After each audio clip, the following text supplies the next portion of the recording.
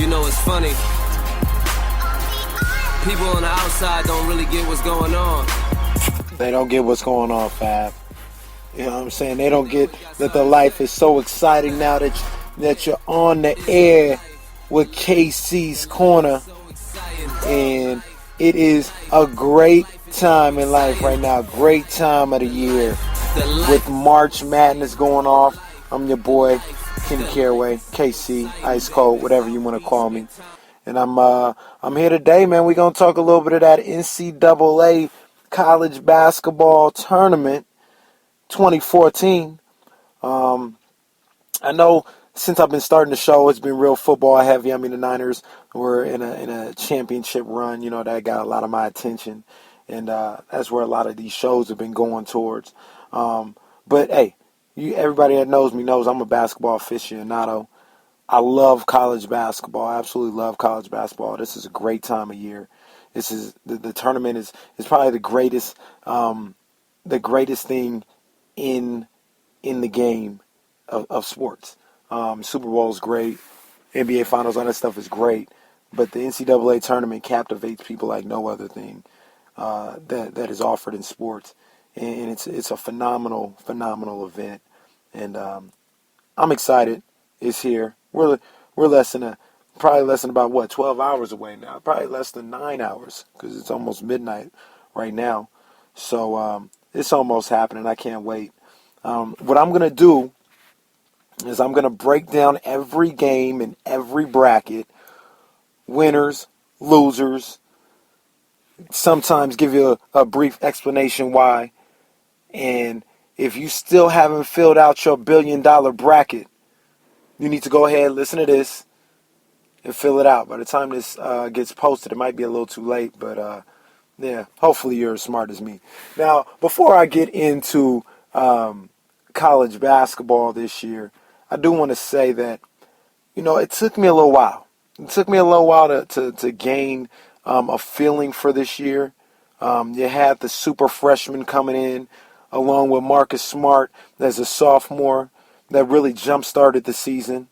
You know, whether it was Jabari or Andrew Wiggins or Embiid came into play or Julius Randle. Like I said, Marcus Smart staying another year. That dominated the headlines early. And while those guys were very good to start the season, as the season went on, started to tail off a little bit, started to hit a little bit of a wall. Obviously, we know Marcus Smart had an issue with a fan that hurt him. So, yeah, they kind of fell back in the middle of that season, and it left really unclear who was the best team in the country, who was the best player in the country, and things of that nature. And we're still kind of unclear about that. I mean, there is no clear-cut favorite by no means. There's about 8 to 10 teams that legitimately can get hot and win this whole thing. And it should make for a great tournament. But those guys that I mentioned earlier, they made the tournament, in my opinion, even that more exciting, even that more intriguing, because they picked it up as the season came down to a close and did a great job. Did a great job closing out the season, whether it was Jabari doing his thing with Duke in the ACC tournament and against North Carolina and against Virginia, whether it was Wiggins going off against West Virginia, having a great game against Oklahoma State and doing some good things in the Big 12 tournament. Marcus Smart also had a lot of good games when he returned from his suspension. Embiid is hurt, but you know, hopefully he can get back on the floor. And the emergence of Louisville, last year's national championship, rising to the top towards the end of the season. Russ Smith being spectacular, being Russ-diculous. And Michigan State rising up and doing their thing in the Big Ten tournament and winning that one fairly convincingly and with a championship win over my Michigan Wolverines. And we'll definitely get into that as time goes along. But, yeah, man, it was really... It was really a good way to end the season. It was a good way to end things. It was a good way to close things out and get everybody prepared for this tournament. And like I said before, I just can't wait. I think it's going to be a great tournament. I think it's going to be exciting. And I think we're going to have a lot of great games and a lot of great moments. So, with all that being said, without further ado, this is your favorite analyst, Kenny Caraway. Then I'm about to give you team for team, game for game, the 2014 NCAA bracket. Let's start in the South, where the number one seed Florida Gators, the number one overall seed Florida Gators, reside over that region. Florida was a great team, man. Florida's really good. They don't have super duper stars like they did when they made the runs before with Noah and Horford and Brewer. They don't have guys that I don't think are even as good as them. But they're veteran. They got seniors. I think that I heard they got 4 seniors in the starting lineup, which is unheard of nowadays. So you got some grown men out there, and they play hard. They defend. I really like. I'm comfortable with Florida. Obviously, they're going to win their 16 game. They're going to win that one. The 8-9 matchup, number 8 Colorado against Pitt. I got Pitt winning that one. Number 5 VCU against Stephen F. Austin. I got VCU winning that one. Number 4 UCLA over 13 Tulsa. I got Dayton with an upset. Number 11 Dayton beating the number 6 Ohio Buckeyes in the first round. That's my first big upset. I got Syracuse over Western Michigan. New Mexico should take care of Stanford. Kansas should take care of New Mexico, or should take care of Eastern Kentucky, even without Embiid. In the round of 32, I got Kansas over New Mexico, Syracuse over Dayton, VCU keeping it going, beating UCLA, and Florida beating Pitt. In the Sweet 16, Florida over VCU, and what I think is going to be a great game. It's going to be a great up and down game. It's going to be an intense game. These guys are really, really going to push each other. It's going to be phenomenal. And I've got Syracuse beating Kansas. Embiid may be back that game, but I don't know if it's going to matter. Syracuse obviously started off undefeated for a long time and then slipped up towards the end of the season. But I'm really a believer that this team is really made for the tournament with their style, their defensive style. It takes almost a whole game sometimes for teams that haven't seen it before to figure out. And I don't know if Kansas has the shooters on the perimeter to be able to hurt Syracuse in that zone. And Syracuse is going to be able to match up inside. And while I have questions about how Syracuse plays on the perimeter, I just think that zone may be a little too much for a team that I'm not sold on in Kansas being able to shoot outside to overcome. So I got Syracuse going to the Elite Eight, going up against Florida, and what is going to be a very good game. But I think Florida is going to have a little too much speed. They're going to be a little too disciplined, and they're going to make it extremely hard for Syracuse to score. I got Florida going to the Final Four out of the South region. In the East, the number 1 seed, Virginia Cavaliers. Great story. Great team. I love the way they play as a team. I love the way Coach Bennett gets those guys prepared to play. It is a thing of beauty to watch. It's just about hard work and teamwork. I really enjoy seeing them play. Obviously, they'll be Coastal Carolina. I got the number 8 Memphis Tigers beating George Washington. Number 5 Cincinnati over Harvard. Michigan State, everybody's favorite. Everybody's loving Sparty right now, man. Come on, man. Everybody's loving Sparty. Number 4, Michigan State beating Delaware. North Carolina, number 6 over 11 Providence. Originally, I had number 11 Providence possibly pulling an upset, but it came out just earlier today. 2 Providence guys are being charged for rape. I don't know if they did it or not, but just the distraction itself will make Providence lose. You don't ever want that story to come up at this time of the year. They'll lose. UNC should win that one. Iowa State, a great story as well, the way they're playing, the way the mayor, Fred Hoiberg, has them playing. Got them beating North Carolina Central. St. Joe's, number 10. St. Joe's over number 7 UConn. I love UConn. I love my man Shabazz Napier. Been loving watching him play since his freshman year. I just don't know if they have enough inside. And I think St. Joe's, another veteran team who really impressed me in their A-10 tournament, is going to have enough to beat that beat that UConn Husky team. So a little bit of upset there. Number 2 Villanova is going to win over Milwaukee. In the next round, you got a Big 5 matchup with Villanova and St. Joe's, which is going to be highly competitive out in Buffalo, New York. But at the end of the day, I got Villanova winning that one. I got Iowa State beating North Carolina, Michigan State beating Cincinnati in what's going to be a physical game. And I got Virginia over Memphis. In the Sweet 16, I got Virginia losing to Michigan State as Michigan State is rolling on all cylinders. They've got everybody healthy. I really believed for a long time this season that Michigan State was the balanced, safest, best team in the country. They had to deal with some injuries. They had to deal with just not playing well, but it seems like they may have got their stride back. I got them beating Virginia in a great defensive struggle there. And I got Iowa State going to the Elite Eight to face Michigan State, and at the end of the day, they will not have enough to defeat the Michigan State Spartans. A rematch of the Elite Eight in 2000, the year Michigan State won the national championship. I remember Elite Eight matchup between Michigan State with Mateen Cleaves, Mo Peterson, Charlie Bell, the Flintstones, going up against Iowa State and Marcus Fizer and Jamal Tinsley. I remember it like it was yesterday. And Michigan State will beat them again to go to the Final Four. Over in the West, we got Arizona as that number one seed, and Arizona has been consistent all year long.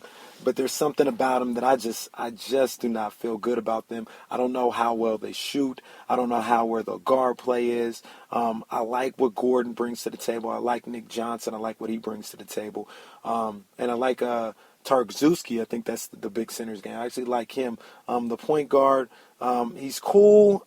I'm not sold on him being able to handle the NCAA tournament pressure, especially with one of the games they have coming up. Possibly that could be a problem.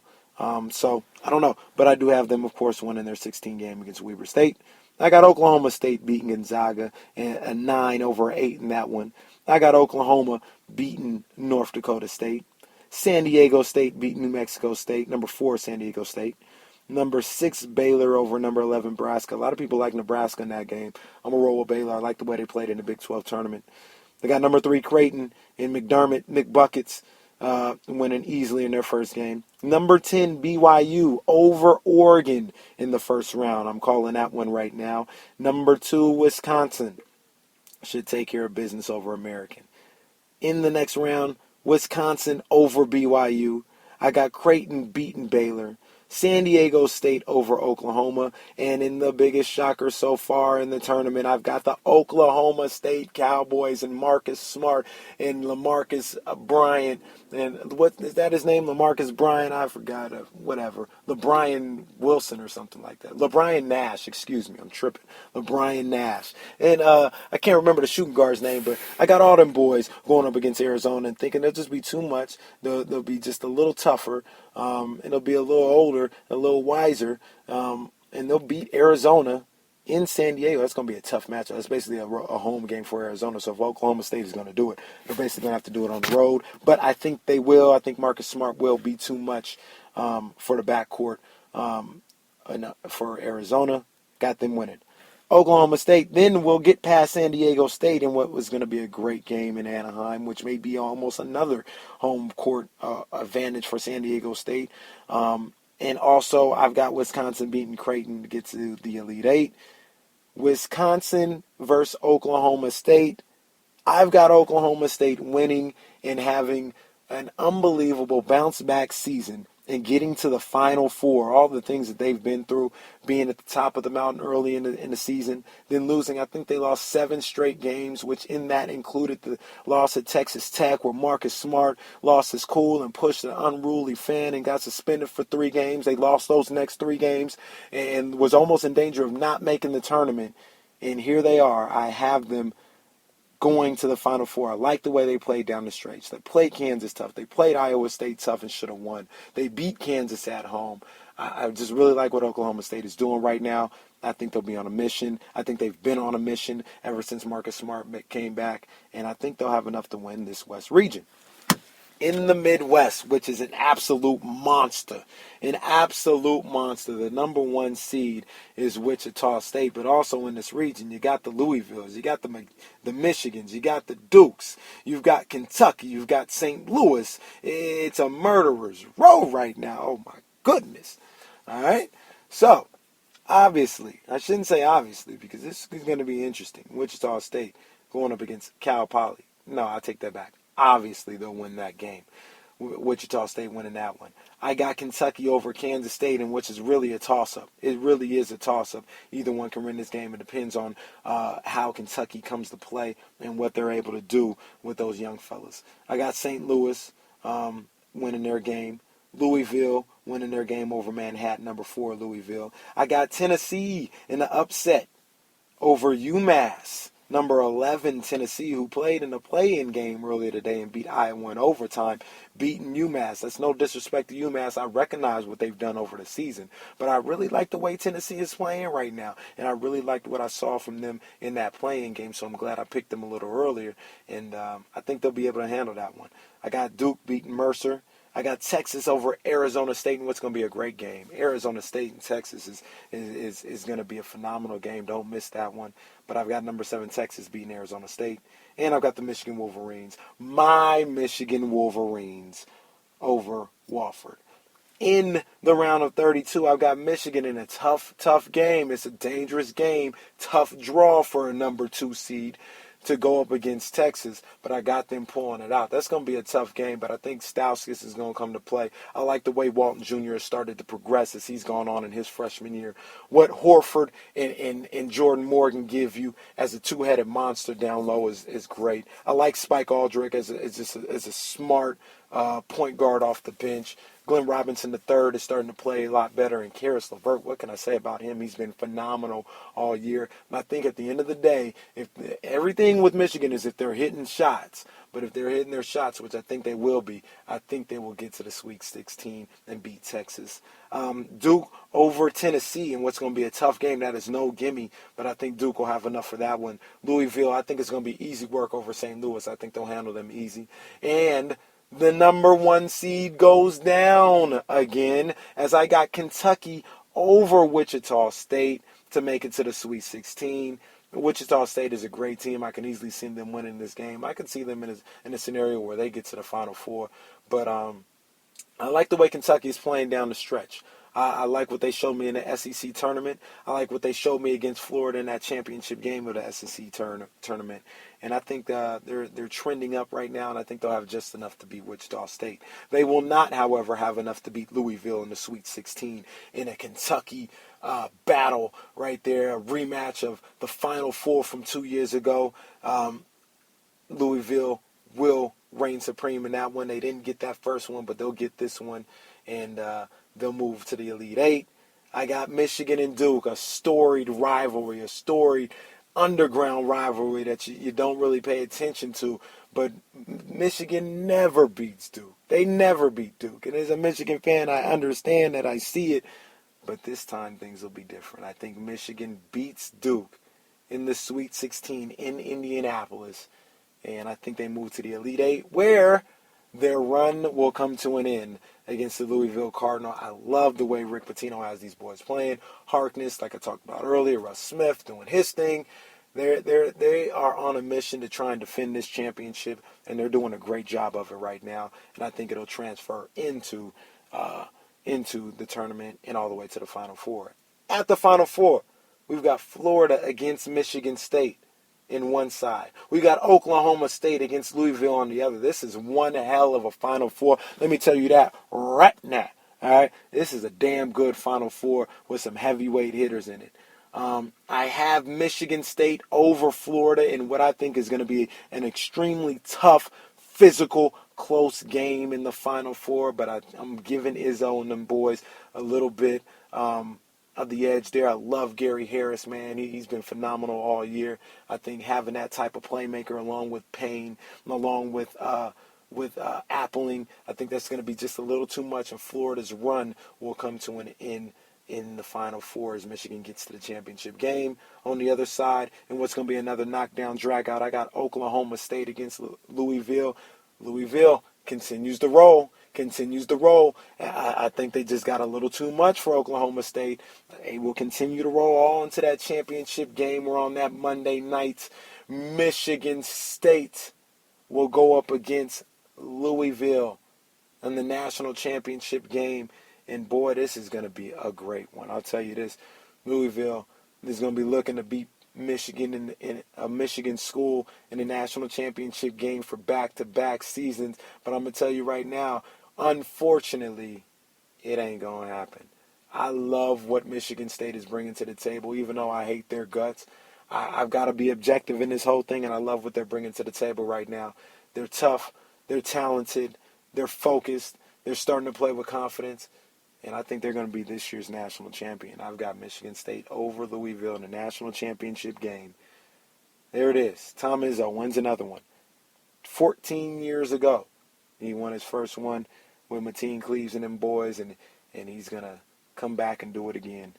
I'm going to be $1 billion richer, after we discuss this. This is obviously a perfect bracket. And if you don't see it my way, you're simply wrong, and there's nothing I can do about that. But I will give you. I'll give you 100,000. I'll give you 100,000 if you disagree with me, because the Billy is as good as mine. Like my homeboy Rizzy said, I didn't already quit my job and went and bought a Bugatti yesterday, because it's as good as mine. This billion is coming down. You know what I mean? So perfect bracket by me. Should be a great tournament. I hope everybody enjoyed the podcast. I hope you guys enjoy the NCAA tournament. I'm going to be checking in probably when we get to the Sweet 16, definitely before the Final Four. And, let's have a good time, man. You know what I'm saying? Everybody enjoy it. Tell everybody you know about this podcast. Tell a friend. Tell a friend to tell a friend. And like I always say, if you want to get on and talk with your boy, hit me at IMKDiddy on the Instagram and on the Twitter. Get at me, and we could talk. So, at the end of the day, I may have said Michigan State is going to win, but it still go blue. Do your thing, Nick. Do your thing, little dog. Do your thing, Karis. J-Mo. Listen you up on top, baby. Go blue. The life is so exciting. The life is so exciting. The life is so exciting, baby.